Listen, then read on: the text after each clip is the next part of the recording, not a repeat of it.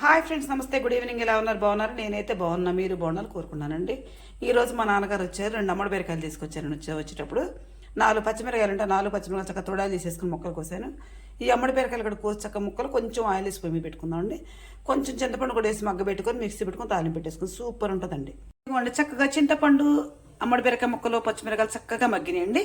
ఇప్పుడు ఇది వేడి ఆరిన తర్వాత మిక్సీ పెట్టేద్దాం. ఇదిగోండి, పసుపు, వెల్లిపాయలు, జీలకర్ర, గల్లుప్పు చక్కగా మిక్సీ పెట్టేద్దాం.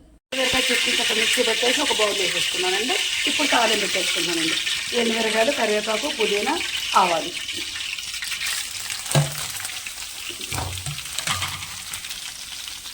ఈ విధంగా చక్కగా తాలింపు పెట్టేసుకుంటానండి.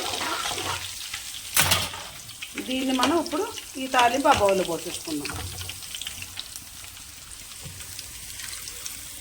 అదిగోండి, ఈ విధంగా నేను అమ్మడి బీరకాయ చట్నీ చేసుకున్నాను. మీకు నచ్చితే ఒక లైక్ ఇవ్వండి. Please subscribe.